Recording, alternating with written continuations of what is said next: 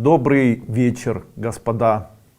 Начинаем сегодняшнюю трансляцию по эзотерике. И, конечно же, я поотвечаю на те вопросы, которые вы задали под моим видео, которое я опубликовал на своем канале Андрей Дуйко. Там я написал: задайте свои вопросы. Также опубликовал пост в Facebook в моей группе Дуйко, Кайлас и РТЕ. Получил я огромное количество комментариев, где-то 200 комментариев в YouTube и 121 комментарий, который находится в ИРТЕ. Начну я с ИРТЕ и буду переключаться между ИРТЕ и YouTube. Сейчас я быстренько открою YouTube страницу. Ну что, и давайте начинать. Ага. Так. Итак, Наташа Деминская. Наталья. 2.06.83. Живу не в своей тарелке, хочу поменять все и не могу. На одном месте топчусь, посоветуйте. Я знаю ответ на этот вопрос. Он не настолько поверхностный, насколько бы казалось или хотелось бы понимать. И это связано вот с чем. Для начала нужно понять или разобрать саму причину. Как вообще формируется событие человека, с чем это связано и в каком направлении может развиваться его судьба, можем ли мы каким-либо образом этим всем управлять. Ну, для начала начнем думать вот о чем, или начнем, наверное, даже с Бога, знаете, то есть человек создал Бога. Человек создал Бога, и создал он его, и тут такой вопрос: чем отличается человек от животных? Он, наверное, его создал, чтобы человек отличался от животных. Это разумно? Разумно. Если он его создал таким, чтобы человек отличался от животных, то чем отличается человек от животных? Разумом. А еще чем? Чувствами. Человек может чувствовать. Человек может чувствовать долго, постоянно, и разум в этом участвует. То есть разум участвует в том, чтобы человек чувствовал. А что же человек вообще в своей жизни может чувствовать? Тут такой ответ. Человек может чувствовать только две эмоции, а все остальные эмоции — это разновидности этих чувств. Какие же это эмоции? Человек может либо страдать, либо радоваться. То есть все остальное — это всего лишь проявление либо страдания, либо радости. Таким образом, можно сказать, что человека создал Бог на земле для того, чтобы человек либо страдал, либо радовался. Все остальные проявления чувств, любовь — это радость. Но любовь может быть страданием. Там дети родились — радость. Деньги заработал — радость. Посмотрел политические новости — страдания. То есть можно условно сказать, что человек устроен по принципу чувственному, при котором он может сходиться только к двум чувствам, испытывать либо радость, либо страдание. Гипотетически, для чего Бог создал такие чувства у человека? Ну, по моему мнению, я думаю, что Он создал как элемент расплаты. То есть Бог создает каждодневный процесс, который происходит в жизни человека. То есть это воздух, это цвет, это еда, это или еще что-то. Но это не бесплатно, так как взамен Он хочет человеческих чувств. И человек может рассчитываться либо состоянием радости, либо состоянием страдания. Почему радости или страдания? Дело в том, что страдания и стенания — это оплата за то, что Бог создает каждодневную какую-то картинку. И тут такой вот нюанс, который связан с тем, что человек еще имеет сознание, и человек чего-либо желает. Чего хочет желать человек? Человек хочет желать, допустим, выйти замуж, или человек хочет желать быть богаче. И после этого должен быть расчет. То есть в его жизни должны происходить события, в ходе которых он может либо страдать, либо радоваться. То есть он должен произвести оплату за то, чтобы в дальнейшем получить либо страдания, либо радость. Ну и тут такой вопрос Наташин. Вот она пишет: я не в своей тарелке и хочу поменять все. Это не важно. Главное, что вы уже хотите, а это ваше намерение. И здесь необходимо понять, чем вы будете рассчитываться. В случае, если вы радуетесь, то вы будете рассчитываться своей радостью. В случае, если вы страдаете, то вы будете рассчитываться страданиями. А если жизнь аморфная, ничего не происходит, но это говорит о том, что ни радости, ни страдания у вас нет, вы смотрите телевизор постоянно или там смотрите какие-то новости, не создаете никакие элементы своих чувств и ни за что не рассчитываетесь. И ничего не происходит. И здесь такой момент.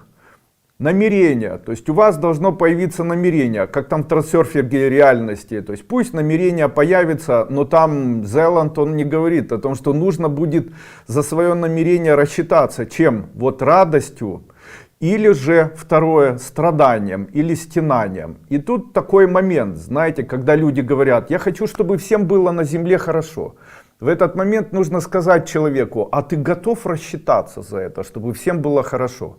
Да, ты создал такое желание, ты создал желание стать самым богатым человеком, ты создал желание быть там самым счастливым человеком, похвально. Но чем ты за это будешь рассчитываться? Я готова жить с этим мужчиной, я готова быть с ним вместе, я готова там быть богатой, я готов быть там премьер-министром своей страны. Чем будем рассчитываться? И у человека появляется заболевание, появляется стенание, появляется... А с чем это связано? С настроем. И тут самое главное, о чем хотелось бы сегодня сказать, это самый важный момент, который связан с человеческим самопознанием, с эзотерической тайной. Это наш настрой. Наш настрой очень важен для того, как мы будем рассчитываться.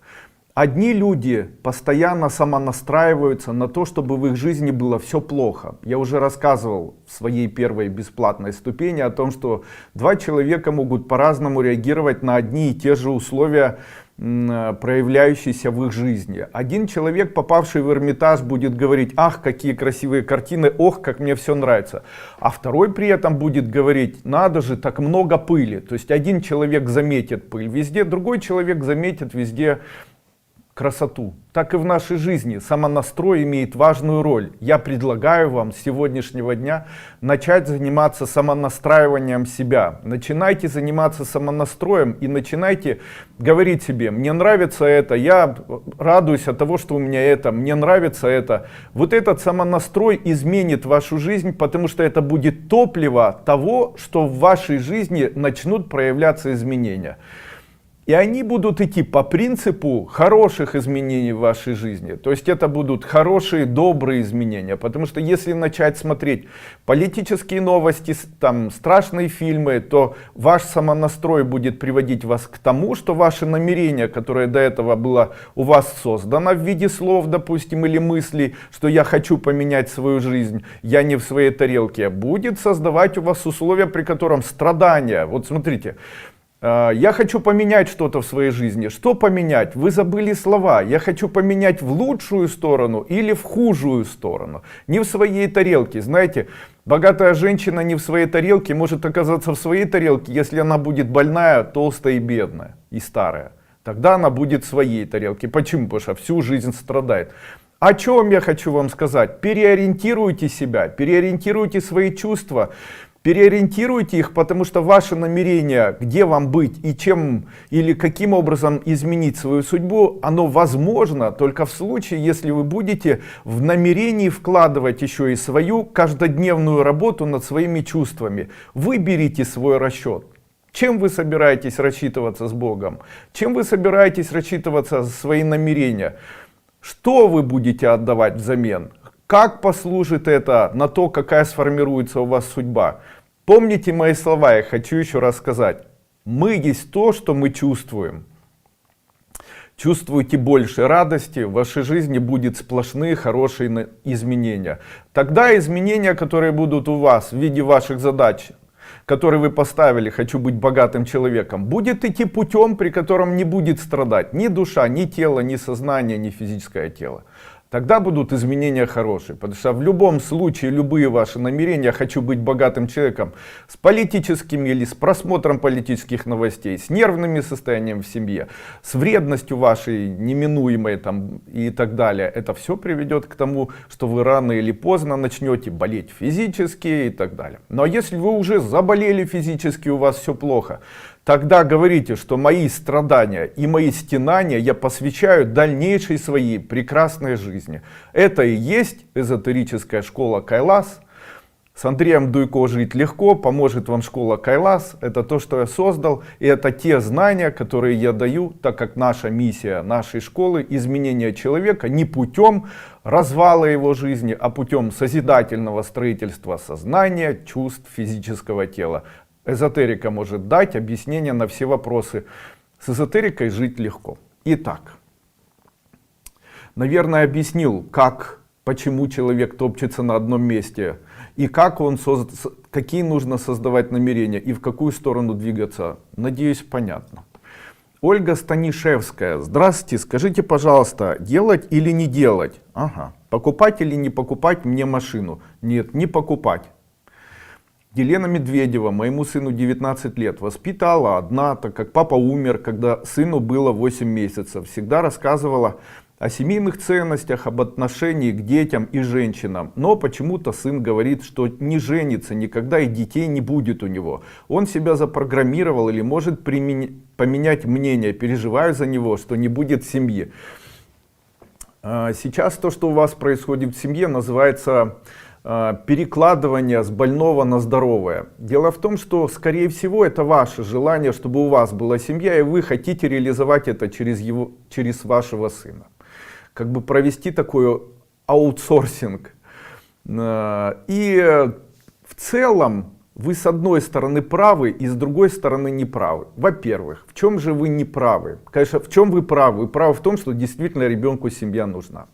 Но нужно ли об этом говорить ребенку, которому 19 лет? И тут еще почему? Потому что в 19 лет нужно учиться, зарабатывать деньги, а вот это все еще не имеет особого значения. Почему он так говорит? Он ставит другие задачи.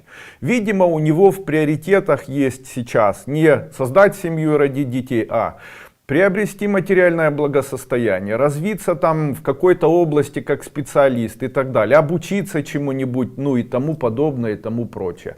А семья сейчас, она не стоит в приоритетах. Поверьте мне, ваш ребенок поступает совершенно правильно.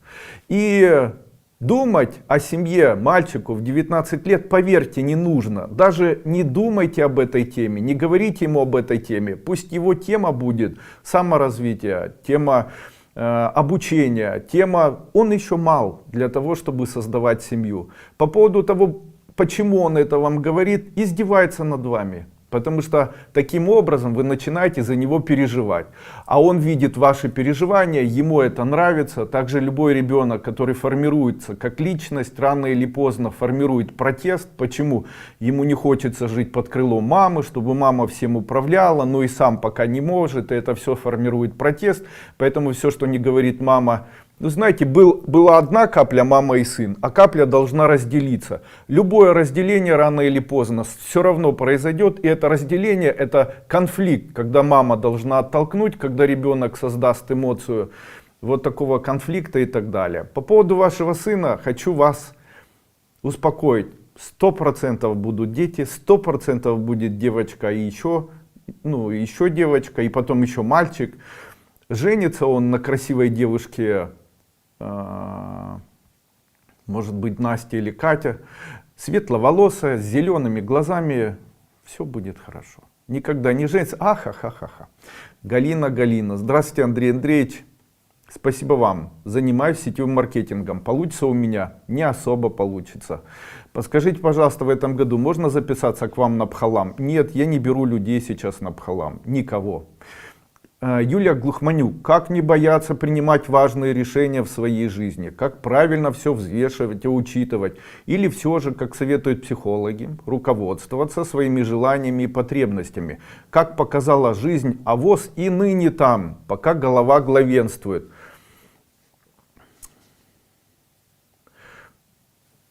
Уже сегодня я об этом сказал. Создавайте или работайте над своими чувствами. Делайте так, чтобы у вас было чувств много. Развивайте чувственность. Есть психолог и доктор и медицинских наук, которая исследует мозг. По-моему, ее фамилия Черниговская. И она говорит постоянно, мне она нравится, хотя с чем-то, возможно, я не согласен, насколько это возможно. Она говорит в одном из своих видео-вебинаров о том, что человек должен слушать классическую музыку, развивать свое сознание. Не сознание человек развивает, когда он слушает классическую музыку. Не сознание человек развивает. Когда вот книги читает, сознание развивается. Когда английский учит, сознание. Когда математику изучает, сознание. Когда что-то запоминает, это сознание. А когда классическую музыку, то это чувство. А чувство формирует творчество. То есть если человек изучил математику, то он дальше не продвинется. А если ребенку, который изучил математику, дать слушать еще и музыку, или давать ему обучение живописи, чтобы он разбирался в оттенках, чтобы он разбирался в искусстве, в живописи, и развивался в этом, то искусство даст человеку новые чувства. А новые чувства дадут человеку вспышку творчества и эволюционирования его сознания. Наше сознание, оно классифицирует, но развить сознание и протолкнуть сознание к новым идеям возможно только с помощью творчества. А творчество возникает от того, что чувства формируются. Поэтому чем больше чувств, тем больше творческих идей. Говорят, голь на выдумке хитра. Почему это голь на выдумке хитра? Она на выдумке хитра, потому что она ненавидит кого-то. Поэтому, когда ненавидит, начинает что-то придумывать. Поэтому для того, чтобы человек что-то придумал, ему необходимо чувства. Плохие или хорошие. Именно это и называется эволюционирование человеческой души, человеческого сознания. Любые чувства, плохие или хорошие, они создают в конце концов у людей эволюцию в сознании. Человек становится более творческим, более продвинутым, более целенаправленным и так далее. Поэтому больше чувств, развивайте чувства, ВОЗ не будет там. Что-то замерз. Ага, почитаем комментарии в Ютубе. Так, комментарий к видео. Здравствуйте, Андрей Андреевич. Примите огромную благодарность за все, что вы для нас делаете. Скажите, пожалуйста, как лучше избавиться от старых фотографий, а то лежат с предыдущей свадьбы, в итоге прячу, чтобы ребенок не увидел. Просто выбросить в мусор как-то не по себе. Почему? Это не имеет никакого значения, увидит или не увидит. Вы что думаете, это для него так важно, как для вас? Хочу сказать вам, что эти фотографии, они касаются вас. Если на этих фотографиях нет мамы, выпившей и валяющейся, если нет фотографий, которые могут вас компрометировать, то можете показывать фотографии. Почему? Человек не должен стесняться своей жизни. Если человек стесняется своей жизни, это нехорошо. Никогда не стесняйтесь ни того, как вы выглядели, ни того, кем вы были. Ничего не стесняйтесь. Все пусть будет по-честному. Я в свое время, когда только начинал читать эзотерические, не эзотерические еще вебинары, то мне было стыдно говорить о том, что я из семьи бедных людей, из семьи людей, которые не смогли там чего-то достичь и так далее. Когда я начал читать эзотерические, я уже был другим человеком. Почему? Вы знаете, со временем у меня появились выводы, и я могу их сегодня озвучить. Умный человек — это не обязательно человек, который имеет много видов образования и много прочитал книжек. Чтобы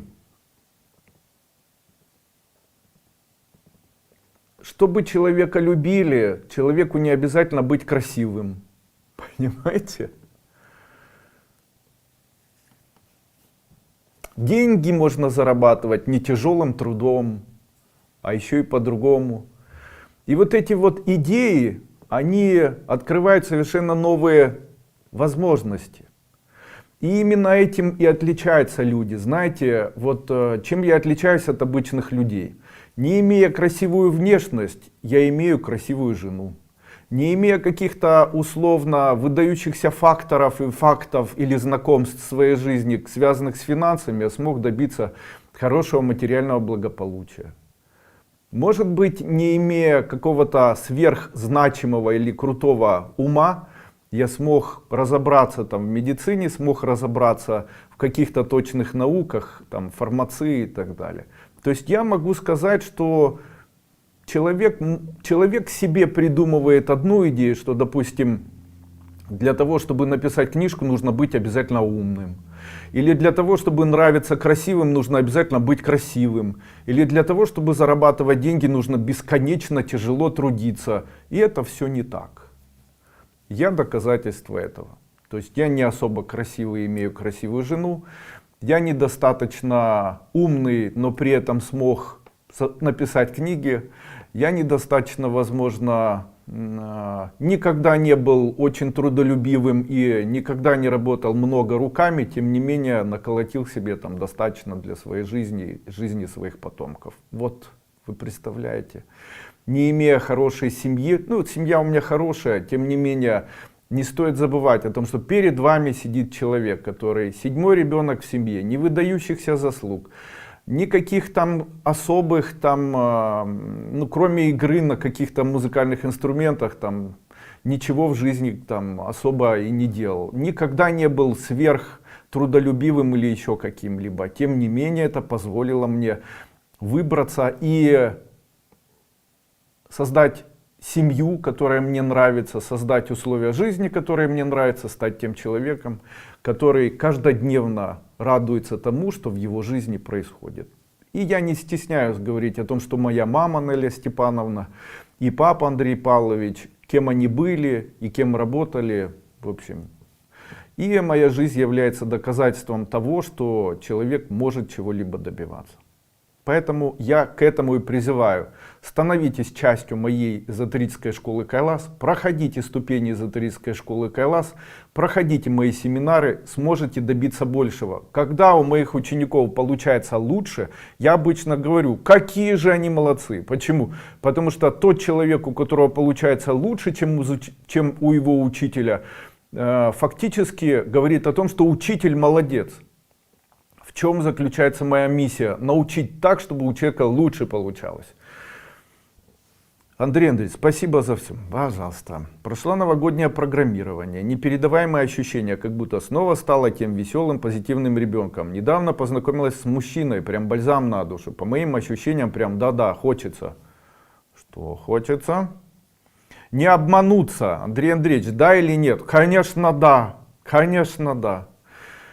Лариса Синицкая, здрасте, прошла программирование, стала читать свое созданное слово для достижения богатства, но понижение в должности в этой неделе говорит о том, что я далеко замахнулась, и для постижения желаемого нужен другой путь. А я уже сегодня сказал, каким образом это все реализуется. Человек говорит, я хочу быть богатым, а сколько ты зарабатываешь там? 10 тысяч рублей в месяц, а сколько хочешь? 700 тысяч рублей в месяц. После этого вас будут устранять с должности вновь и вновь, понизят и дальше понизят. Почему? Вы думаете, вы поставили не ту задачу. Смотрите, я хочу зарабатывать больше, но ваша работа и работа на той должности, где вы находитесь, не позволяет вас поднять до уровня много.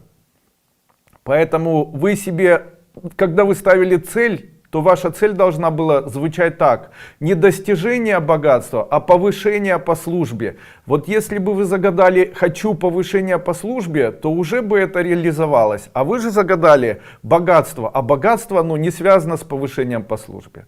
Оно связано с другими моментами, что человек начинает или там бросает свою службу, начинает зарабатывать больше, или на службе ему начинают предлагать взятки и так далее. У меня был знакомый главврач, этот главврач, он мало зарабатывал. Но зато девочка, которая работала у него секретарем, зарабатывала много. Почему? Потому что они ей подносили, а она с ним там дружила. И через нее можно было решать вопросы. И у него все было плохо, а у этой девочки, никому неизвестной, все было хорошо. Был у меня друг из Винницы. И у него крупная компания, он зарабатывал мало, как руководитель, директор и президент компании, а бухгалтер зарабатывал много. И прошло 10 лет их совместной работе, и оказалось, что бухгалтер построила себе дом, ресторан и так далее. Он говорит, как это так может быть? Она живет сама, у нее нет родителей, у нее еще 3 детей, и она смогла ресторан купить, у нее постоянно новые вещи, она постоянно с сотовыми телефонами, а я еле свожу концы с концами. Андрей Андреевич, в чем дело? Я говорю, я не знаю. Как же я могу тебе сказать, что бухгалтер твой у тебя ворует? Он потом сам понял, и потом говорит, я понял, почему вы мне не сказали. Я говорю, конечно, как-то не мог понять, вообще непонятно.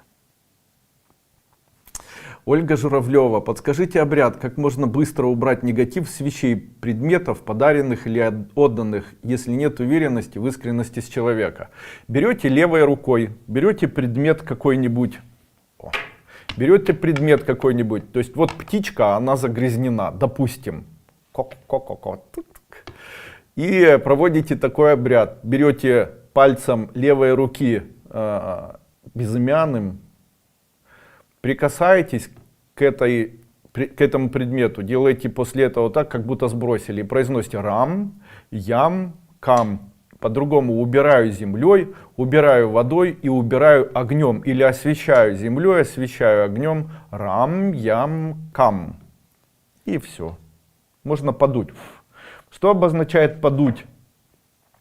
Это насытить или вдохнуть жизнь. Вдохнуть жизнь. Почему вдохнуть жизнь?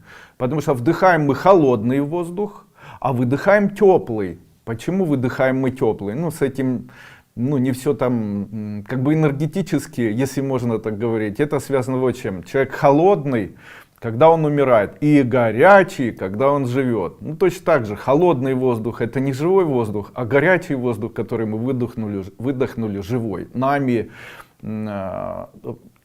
часть нашей жизни выдохнулась. И когда мы дуем с намерением каким-то или с идеей какой-то на какой-то предмет, допустим, пусть это приносит мне радость, то часть нашей жизни нагревает этот предмет. И этот предмет таким образом воодушевляется, или в нем уже находится наша жизнь. Здравствуйте, Андрей Андреевич, говорит Ульяна Смирнова. Можно купить и начинать смотреть энергетический тренажер, не пройдя при этом первую ступень. Вы в первой обновленной или во второй обновленной ступени объясняете про то, как нужно пользоваться тренажером. По спонсорской подписке есть мантра на увеличение денег, где вы говорите слушателям закрыть глаза, а в остальном говорите оставить глаза открытыми. Вся проблема связана с тем, что когда человек закрывает глаза, то он отдает. Когда человек с открытыми глазами, то он принимает. Именно поэтому я часто говорю, там, магия денег, вы с открытыми глазами. Почему я там говорю, закройте глаза? Я убираю блоки. То есть блок или узел — это то, что завязано в энергетическом поле человека, что не дает ему фактически возможности развиваться. И когда я говорю, закройте глаза, и с закрытыми глазами пробуйте это делать, то я забираю у человека те узлы или блоки, которые находятся в нем и которые мешают ему быть там, счастливым. Ага.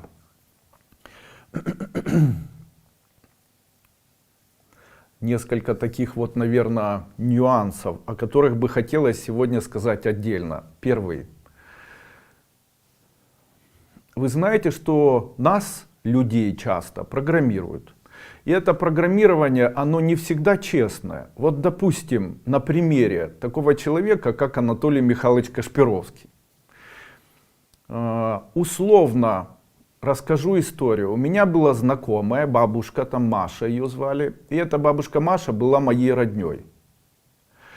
И бабушка Маша, ей помогли сеансы по телевизору Анатолия Михайловича Кашпировского, который в этих сеансах помог ей избавиться от заболеваний коленного сустава. И причем она страдала там годами, десятилетиями.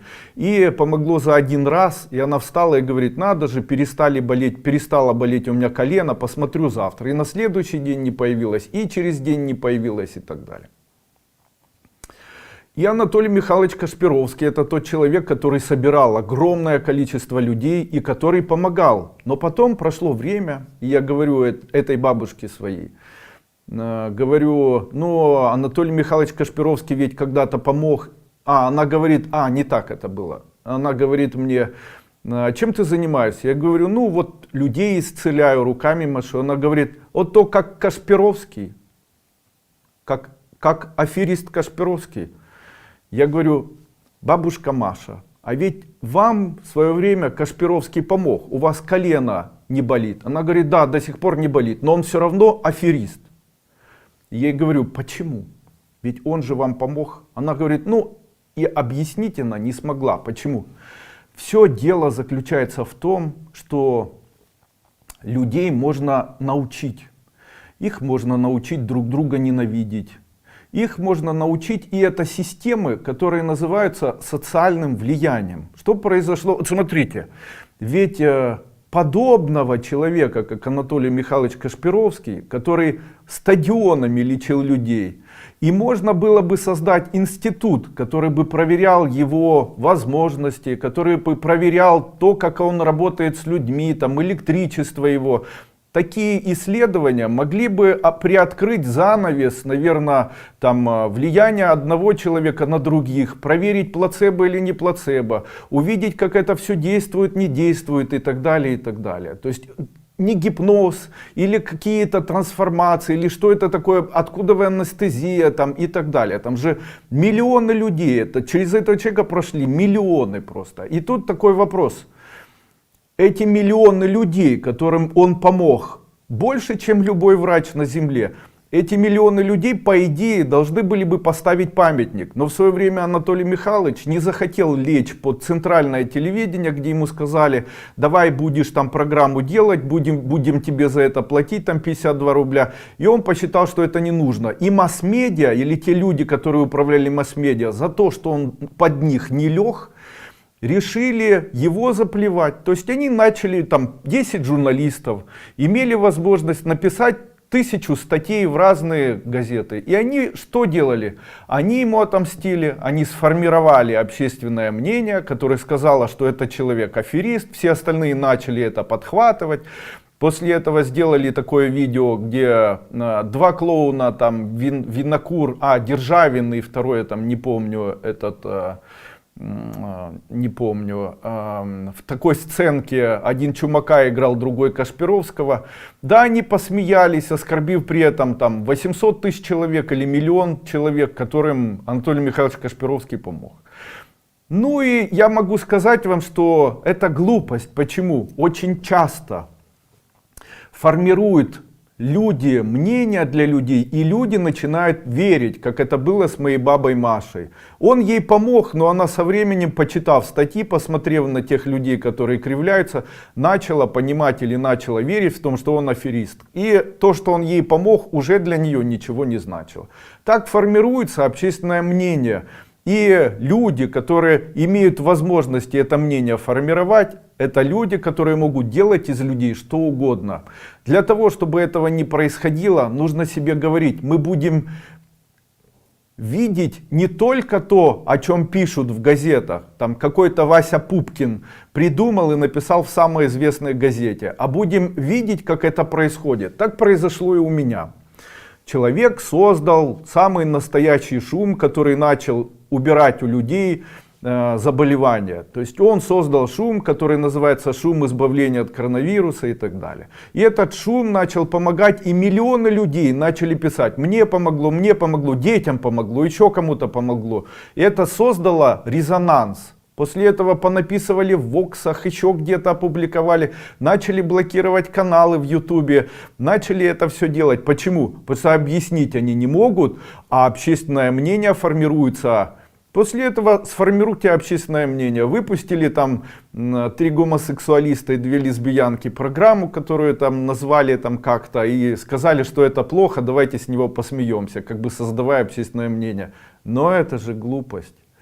Я вот смотрю на людей, которые, допустим, в интернете часто проводят, очень много говорят, допустим, там Кашпировский он плохой, там эти плохие, даже есть там Дуйко плохой, говорят, и там. Но смотрите, Дуйко выпустил видео, которое называется «Уберу боль за 1 минуту». А до этого делал видео, там оно называлось «Заберу вашу боль». Почитайте там комментарии. Их там 1000 этих комментариев. И куча людей, по 500, по 600 человек, которые пишут: да, у меня пропало, да, у меня исчезло, да, перестала болеть, да, еще что-то. И я это сделал. И это формирует или не формирует общественное мнение? Дело в том, что не формирует. Потому что найдется какая-нибудь птица, которая обязательно скажет о том, что Дуйко аферист и так далее. И после этого: а как же вот это все? А ведь это же все сработало.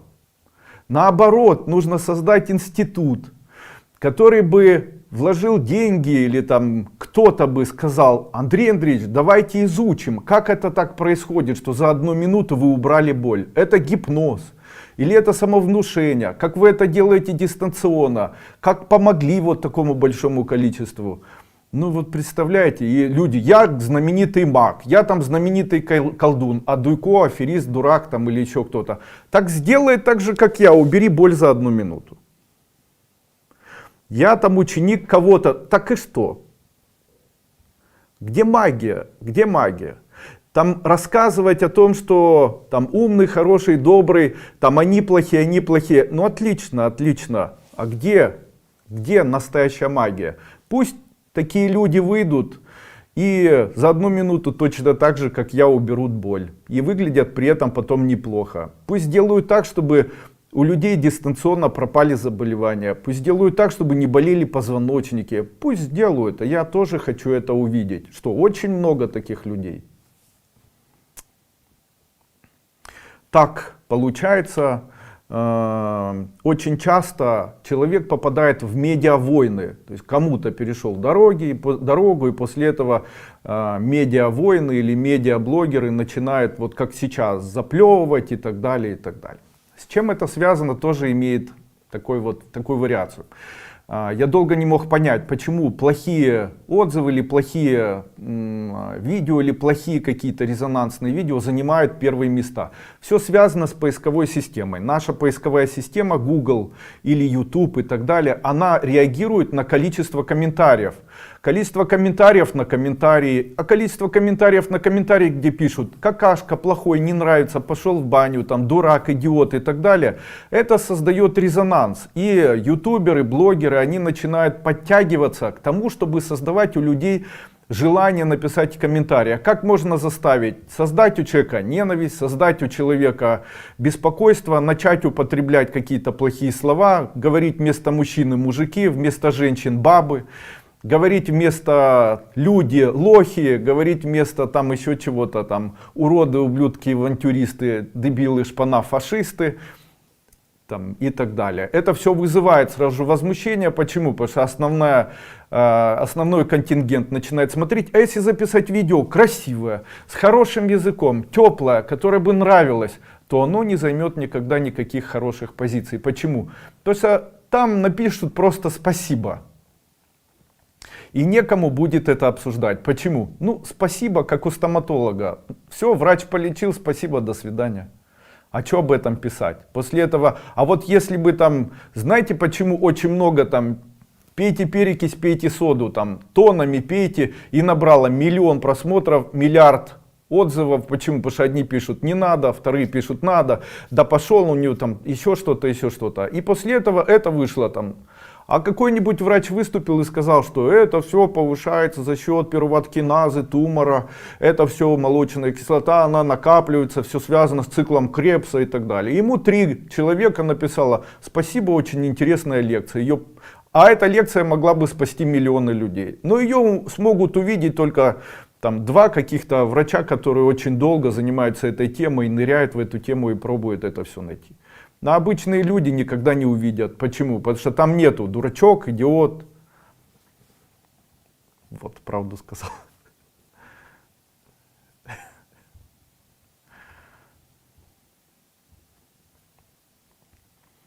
Почему я сегодня так рьяно говорю о людях? Сегодняшняя наша лекция называется «Саморазвитие». Итак, продолжаем. Евгения Демченко. Здравствуйте. Ученица ступени с дочерью проблемы требует, чтобы я отказ написала. Ей 17. Не знаю, что делать. Напишите. Напишите, и не будет проблем. Ничего страшного, не переживайте. Она всегда будет при вас, с вами и для вас. Ирина Шокола или Шоколо. Имела обязательство в наследство, осталась квартира, не родственник. Продавать ее, продавать. Здравствуйте, честное слово, стыдно задавать вопросы. Уже прошла, вы даете много полезного, чтобы могли поменять свою жизнь. Но порой действительно думаешь, что ты идешь верным путем и снова затыкать. То долги, то кредиты, то нет работы. Сейчас обучаюсь на универсального тренера, это стрейчинг и здоровая спина. Правильно ли я опять иду? Правильно, да. Хочу состояться в жизни и жить в достатке. Хуже некуда жить без средств и работать на дядю за копейки. Смотрите, друзья, раз мы уже начали говорить о том, что Дуйко показывает фокусы, я хочу сегодня помочь. Смотрите, у многих из вас прямо сейчас болят спины, у многих болит позвоночник, болит шейный отдел, болит средний отдел, пояснично-крестцовый отдел, болят бедра, не можете согнуться, поднять руки и ноги и так далее. Смотрите, когда я разогну все пальцы вот так, то все эти проблемы у вас полностью исчезнут. Смотрите, как я сделаю всего лишь 4 паса руками. Второй пас, третий пас, четвертый пас и пятый.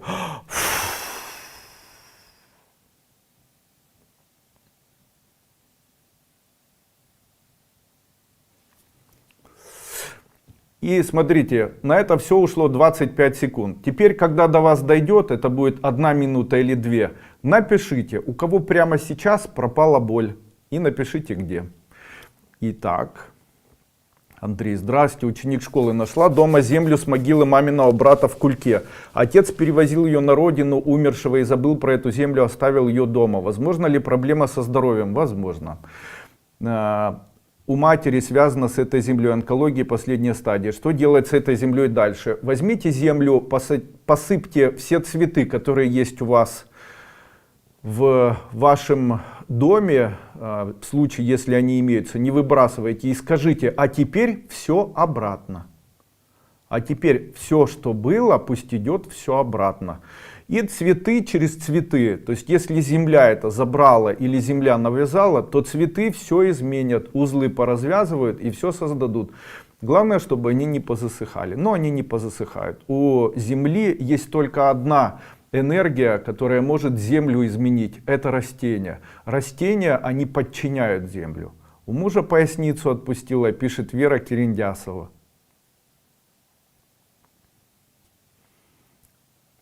С мужем женаты 20 лет, у нас счастливая семья, но мы разной веры, а православная муж пятидесятник. Когда родились наши дочери, мы их крестили в православной церкви, дали им другие церковные имена. Дочки выросли, хотят принять крещение в пятидесятской церкви. Вопрос, не влияет ли плохо? Нет, нет, все хорошо. Как вы правы, ваше объяснение доказательством того, что вы помогаете всему народу, больным людям, болезни уходят, это радость. Супер. Будет ли у меня внуки, очень беспокоены, дочь ни с кем не хочет знакомиться, сидит дома? Буду, да.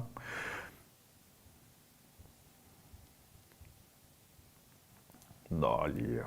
Ха-ха-ха-ха. Так, Светлана Хасанова.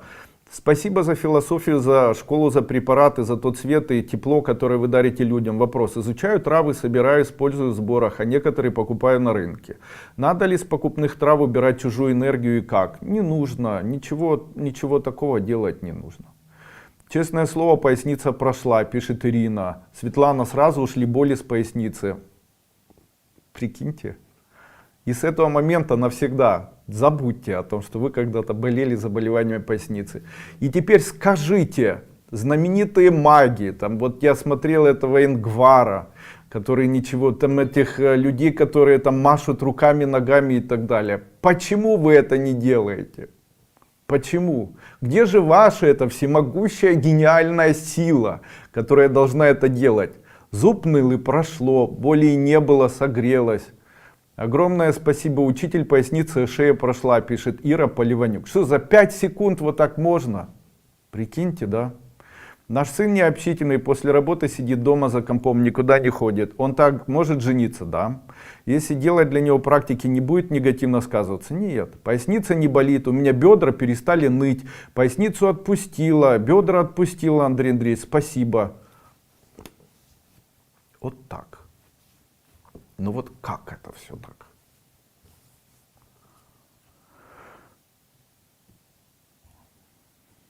Нас же смотрят еще в Ютубе онлайн. Я сейчас тоже попробую зайти в этот чат. Замерз я чуть-чуть. Почему я замерз? Этому тоже есть объяснение. Дело в том, что я замерз, потому что во многом ваши проблемы связаны с бесконечными воспоминаниями. Когда человек бесконечно что-то вспоминает, когда у человека бесконечные воспоминания, когда у человека бесконечные нервные состояния, связанные с тем, что он вспоминает, кто был прав, кто виноват, правильно, неправильно, сейчас, чат, то это может, вот это прошлое, оно может создать подключение к прошлому миру. Сейчас настройка трансляции. Неужели чат отключен? Так, изменить. Сейчас включу чат.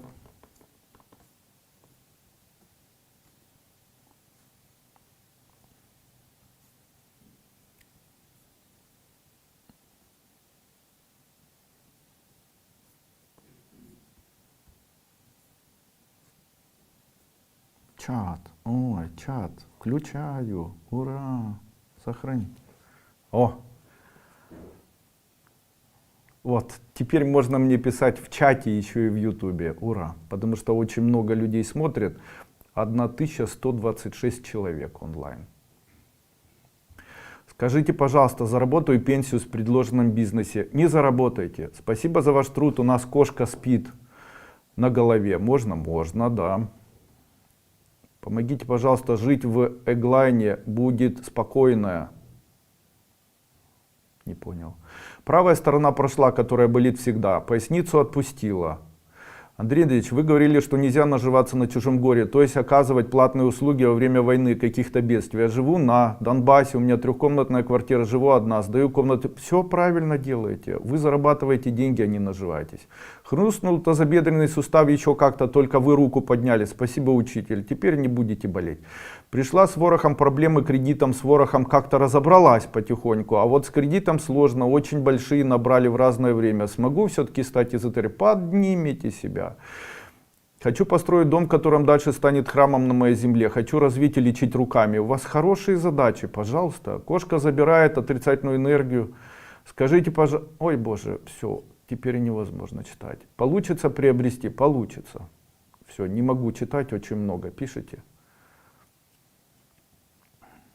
Так, открываю комментарии. Итак, Мария Петрова. Я с вами много лет. Спасибо огромное, что даете надежду, становится лучше. У меня вопрос. Сын военный, отправили его в командировку в Дзержинск, сроки и цель не называют. Я очень сильно переживаю за него. Все ли будет хорошо? Да, не переживайте, его судьба изменится в лучшую сторону, не будет ничего плохого. Будем слушать обязательно, пишет Надежда Кондратьева. Я вам верю и уважаю. У меня нет результатов после убирания обряда по убиранию зла. Подскажите, что не так и как исправить. Очень хочу поменять свою жизнь, стараюсь все сделать для этого.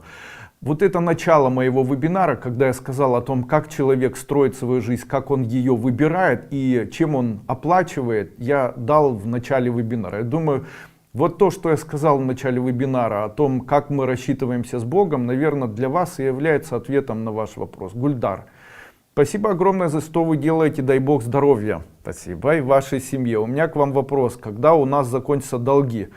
Меня интересует судьба моих детей. У вас закончатся долги в течение аж 4 лет, не быстрее. Для того, чтобы долги закончились, необходимо не занимать и необходимо отдавать. Вообще, отдача долгов и зарабатывание денег, они между собой связаны. Когда мы берем долги, то мы берем у будущего, и в будущем они плохо зарабатываются. Поэтому, чем быстрее вы отдадите, тем быстрее возможность зарабатывать больше для вас откроется. Ольга Рудая, подскажите, можно ли проводить все обряды из программирования Нового года 1 февраля на китайский Новый год? Зачем? Уже не нужно. Получилось, что дали 2 духовных имени. Обратилась 2 раза по фото. Первое написала на шарфе. Вот его и используйте. Елена К. В декабре резко ухудшилось здоровье. Отекает лицо, болят суставы, низкое давление. Справлюсь ли я с этим, в каком направлении искать проблему? Благодарю. Смотрите, очень несложно все делать. Если у человека падает давление, становится низким, человек ощущает холод и так далее. С чем это связано? Это связано с центром груди. А что там находится? Легкие и иммунитет. А если у человека увеличивается давление, с чем это связано? Это связано с головой. А с чем голова связана? С сердцем и нервным состоянием. Таким образом, для того, чтобы понимать, как это все работает, необходимо просто это знать. И теперь вот для вас совет. Что необходимо делать? Улучшать иммунитет, принимать препараты для легких, и ваше здоровье улучшится, давление улучшится. А если высокое давление, принимайте успокоительные для головы, принимайте сердечно расширяющие сосудистые препараты, там кардиомагнил. а для головы карвалол. Или здесь, допустим, для легких там какой-нибудь, я не знаю, какие там уфилин, можно сделать ингаляции, пейте молоко с содой, поставьте горчичники, банки на область легких и на область центра груди, и давление улучшится, и там все будет хорошо. Ильяна и Лизунова. Известно, что глядя на огонь свечи, думая проблема, она может сгореть, а также медитируя на огонь свечи, можно поумнеть. Да. Медитация с представлением огня приводит к благородству, а также на 7-й ступени мы работаем с Агни. Сейчас зима, очень приятно греться, проводить время у камина. Возник вопрос, можно ли делать практики, читать коды, медитировать, глядя на огонь в камине? Нет, нельзя. Мы не работаем со стихиями, это отдельно, нужно отделять стихии от себя. Но можно боковым зрением видеть, но концентрированно смотреть в огонь не стоит. Все, что начитаете, все сгорит. Андрей Андреевич, спасибо за вашу помощь, понимание, отзывчивость. Можно ли сделать обряд изгнания нечистой силы из человека? Много лет ничего не могу поделать, мучаюсь сама и мучаю родных мне людей. Может быть, это родовое проклятие, не знаю, но и не болезнь. Если можете, помогите, пожалуйста. Завтра у меня день рождения. Как проверить, есть ли у человека порча, есть ли у человека тяжелое влияние, приворот там и так далее? Человек сходит с ума, то есть человек становится беспокойным, худеет, дальше делает поступки или совершает поступки, которые не может сам себе объяснить. У человека появляется либо апатия сексуальная, либо бесконечное возбуждение, он ничего не может с собой сделать или она не может с собой сделать. Совершает поступки, которые объяснить не может. Человека начинают мучить бесы. Человек такой начинает вонять или подванивать, то есть у него начинает пахнуть. Если влияние связано с тем, что он съел, пахнет изо рта сильно. Если влияние связано с сексуальной жизнью, пахнет вот от него потом, там, каким-то таким вот. Как побороть человека и каким образом это делается? Первое, однодневный голод в четверг. И второе, с купанием в четверг. Второе, по 2-3 раза в течение дня купаться под душем. Вода смывает. А также голод обязательно в четверг, если не помогает, то и в понедельник, и в четверг. Такой голод, при этом голод с просьбой, и нужно говорить: Господи, забери моих духов и бесов, Господи, забери моих духов и бесов, Господи, забери моих духов и бесов. И духи бесы, я вас не уважаю, духи бесы, пропадите пропадом, исчезните из меня и так далее. Таким образом, каюсь, что я сделала, духи бесы, отпустите. Андрей Андреевич, спрашивает Галина Зубкова. Получится купить квартиру в Турции? Получится. Елена К. Благодарю вас, прошла спина, правда, вот. Добрый вечер, как хорошо, что вы есть и радуете. Можно еще способ от обиды, отбрасывания медуз? Делаю год. Ну, окей, делайте. Можно. Здравствуйте, вчера шел марафон. Будет ли он выложен в записи? Какой марафон? Это стримы. Я беру несколько видео, их связываю между собой и запускаю в виде стримов. Это никакой не марафон, друзья. Нет, это не марафон. Мария Задорожная. Здравствуйте, Андрей Андреевич, мне очень все нравится. Будьте так добры. Я буду одна или буду иметь пару? Будете иметь пару. Здравствуйте, Андрей Андреевич, спасибо за труд. Пожалуйста, подскажите, пожалуйста, как привлечь финансы в свою жизнь. Проходите бесплатно мою первую ступень эзотерической школы Кайлас. Подскажите, дочь поправит здоровье? В этом году нет. Андрей Андреевич, спасибо огромное, боль в пояснице прошла, спасибо. Вот пусть это сейчас сделает так же, там, Олейник, Ингвар, пусть это сделает так же, там, я не знаю, их там целая куча, этот Коля, астролог, и там, это, как ее там, Кассиопея, которые говорят обо мне гадости. Пусть они это сделают.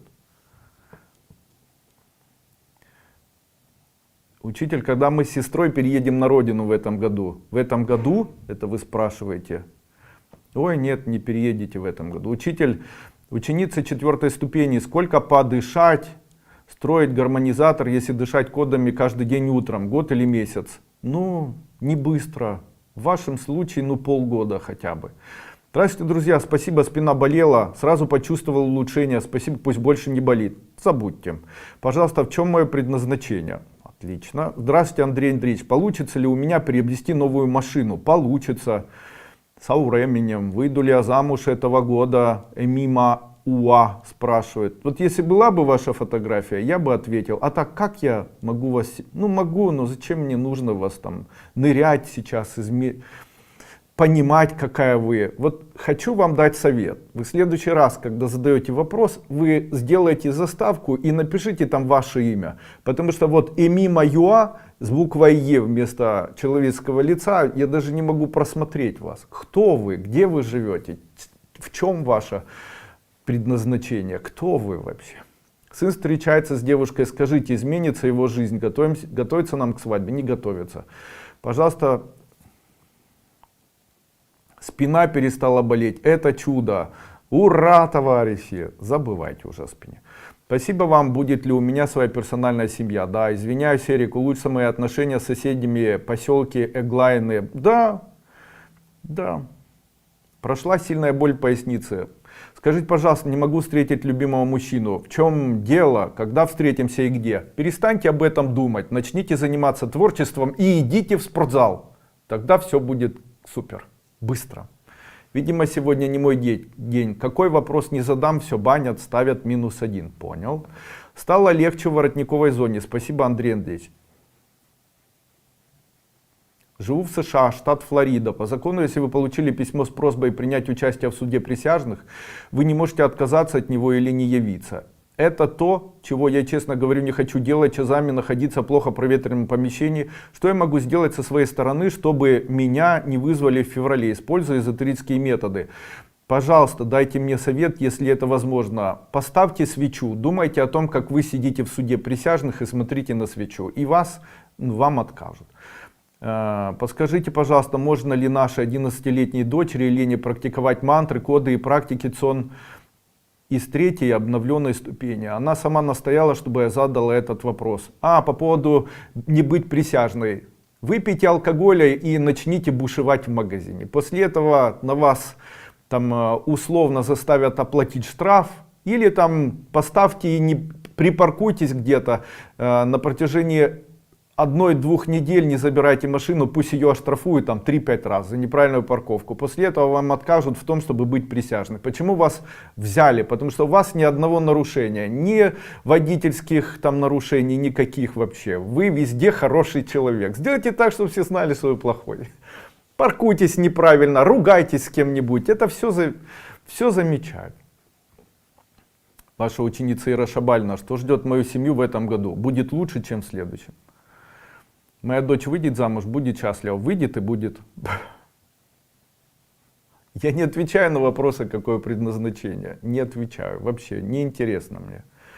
Назначение Андрея Андреевича избавило меня от дегенеративного артроза колена за 1 месяц. Вот так. Спасибо, учитель. Напишите мне в Телеграме, я эту информацию выложу на своем сайте aduiko.com. Итак, где меня найти? Какие мои реквизиты? Кто я? Вы сейчас находитесь на моем YouTube канале, который называется Андрей Дуйко, официальный канал. Также меня можно найти, написав в гугле слова не Дуйко, а написав Дуико. Дуико. Дуико. После этого сразу же выпадет у вас на первом месте мой интернет-магазин, там где ступени школы, там много полезной информации по эзотерике. Там же выпадет сайт, где можно купить мои талисманы, обереги и все остальное. Там же выпадет сайт, который называется aduiko.com, где вы сможете приобрести мои БАДы, почитать мои статьи и так далее. Также будет еще и сайт Кайлас Маркет и Дуйко Маркет, там где все мои книги опубликованы, там можно посмотреть мои талисманы и даже авторские ювелирные украшения. Очень большое количество информации, которая создана мной за 11 лет ведения эзотерической школы Кайлас. Почему я говорю, что интересно заниматься у меня? Дело в том, что тенденция, стратегия и идея, которую я двигаю в этом мире, отличаются от знаний, которые до этого кем-либо продвигались. Как меня называть? Я называю эзотерикой, хотя на самом деле это не совсем эзотерика, не совсем самопознание, не совсем психология, не совсем. Почему? Просто это что-то особенно отличающее от всего остального. То есть это можно назвать как угодно. И магией, космоэнергетикой, выводами, психологическими выводами, философскими идеями и так далее. Но я это называю вот знаниями от Дуйка. Пусть они помогают людям. Знаете, это мое искреннее внутреннее желание. Искренне, внутренне помогать людям. Зачем? Это является моей оплатой. Я тоже хочу платить за счастливую жизнь, хорошую жизнь для себя, для своих детей. И верите в то, что человек может свою карму улучшить? Каким образом? Делая для людей прекрасные, хорошие действия. Создавая для людей что-то, что им может помочь. Вы скажете мне спасибо, кто-то скажет мне спасибо, а это плюсик в карму. Дай Бог и детям моим будет лучше.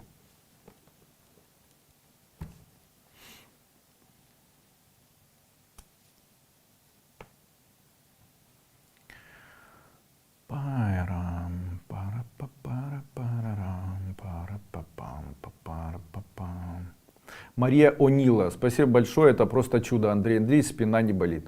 Андрей Андреевич, подскажите, мне стоит продолжать встречаться с моим мужиком? Он иногда играет в игровые машины, проигрывает деньги. Да, можете встречаться, он неплохой человек.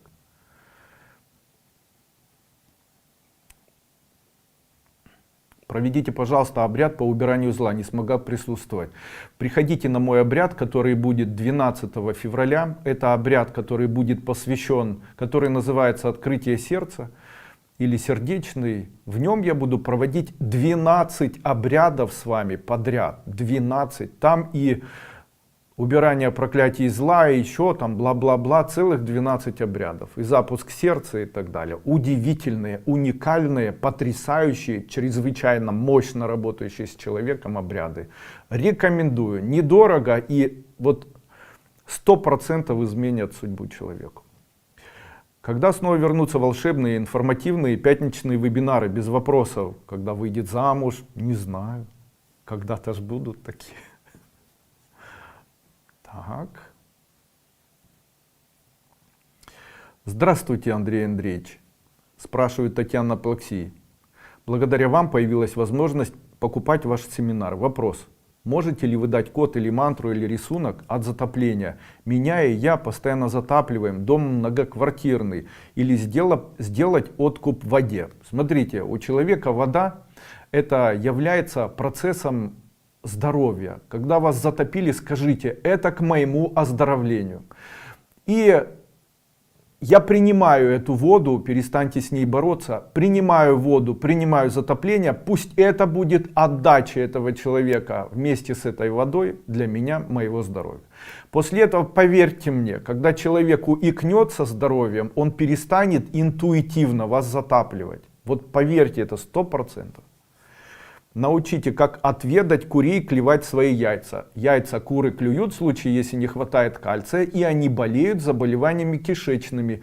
То есть это, скорее всего, там какие-то иммунологические заболевания. Почему клюют? В белке находится лизоцим, и этот лизоцим лечит им кишечник. Для того, чтобы этого не было, возьмите какой-нибудь пробиотик для курей, где-нибудь в ветеринарной аптеке или там через интернет закажите, или купите сухой лизоцим, пусть они его поклюют, и также давайте им небольшое количество кальция в виде карбоната кальция. Поклюют кальций, поклюют лизоцим, яйца перестанут клевать. Обычно больные куры, которые болеют кишечными заболеваниями или аутоиммунными заболеваниями, начинают клевать. Это говорит о том, что они болеют. Полечите их, и они перестанут клевать.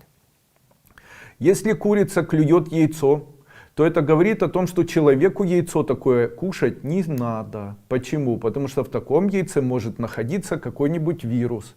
И это очень часто показатель того, что такие яички, так природа устроила. Бог создал курицу для того, чтобы она создала или продолжила жизнь для человечества. Если бы я ставил памятник какому-нибудь животному, то это 100% была бы курица. Почему? Потому что она и корова. Потому что они делают все для того, чтобы человечество продолжало свою жизнь. Курица дает яйца, она дает мясо, она дает пух. Ну и, конечно, курица настолько благородное существо, хотя сама, наверное, этого не понимает, что она создает яйца, и в случае, если они инфицированы, может сама их клевать, как бы не подвергая человека опасности. Вот. Так что ваши курочки заботятся о вашей семье. Андрей Андреевич, спасибо за возможность обратиться к вам. Пишет Ольга Зарипова. Никак не продается дом, хоть и старенький уже, но место престижное. Очень люблю его, хвалю его, любуюсь и восхищаюсь.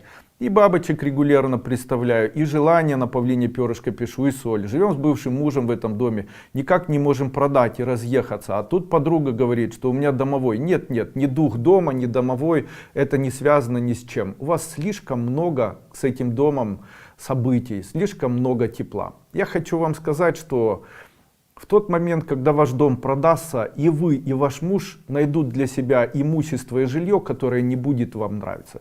И вам вот эта сила провидения не дает возможности его продать. Почему? Продадите, уже такого не купите, и уже такого хорошего тепла не обретете никогда.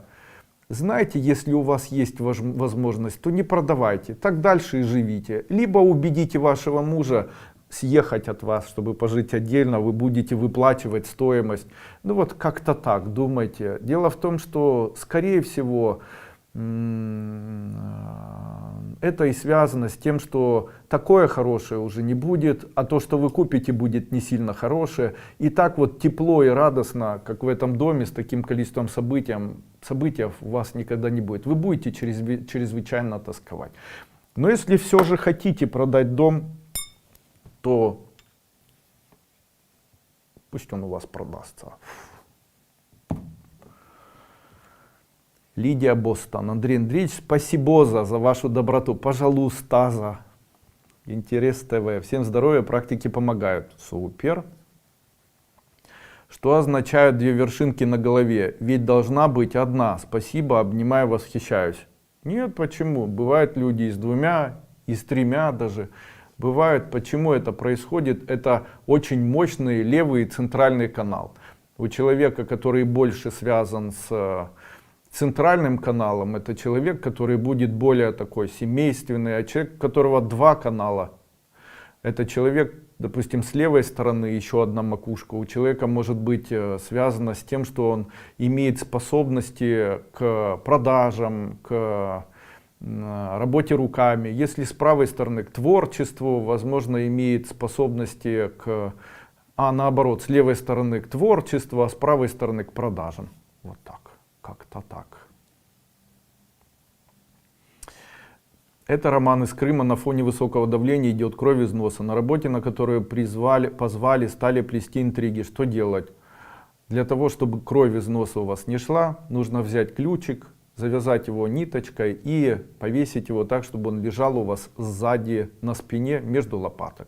Носите его долго, 1 месяц хотя бы, кровь из носа исчезнет, потом нужно ключик выбросить в любое место вместе с веревочкой.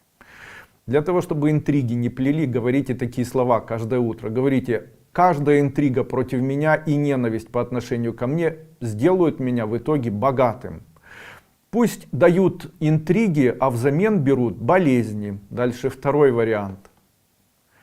Если эти люди хотят моей боли, я отдаю им боль в виде своего давления. А вообще не надо болеть давлением, обязательно принимайте препараты от давления, их, слава богу, много. Энапы, триплексамы, там, обратитесь к кардиологу, пусть он назначит вам все-таки препараты и попейте их. Народное средство лечения человека от давления это грейпфрутовые корки. Возьмите грейпфрутовую кожуру, высушите ее, каждый день заваривайте 1 столовая ложка на стакан воды. Это снижает давление, великолепное средство.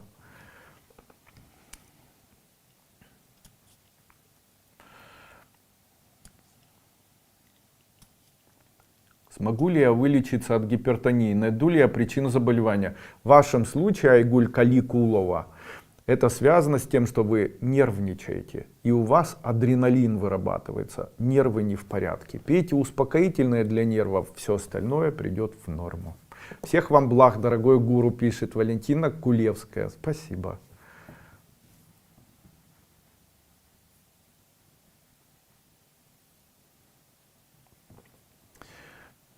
Здравствуйте, Андрей Андреевич. Вы говорили, что у нас будут детки. Что-то никак не получается. Переживаю уже возраст. Не переживайте. Здравствуйте, Андрей Андреевич. Осенью внука Нурбола приглашают в магистратуру в Москву. Ехать? Ехать. Я познакомился с мужчиной очень по душе. Скажите, мы сможем быть счастливыми? Я на свои рельсы наконец-то встала. Нет, к сожалению, скорее всего, нет. Проходила у вас ступени онлайн. Подскажите, выйду замуж в этом году? Нет.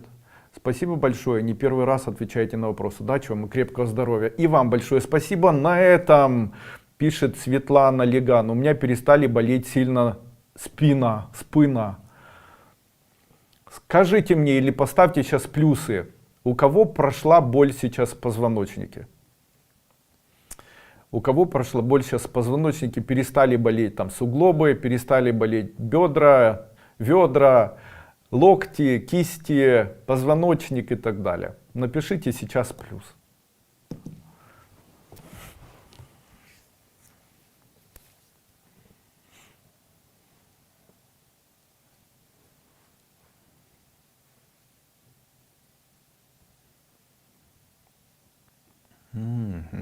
Джак Шевалена прошло.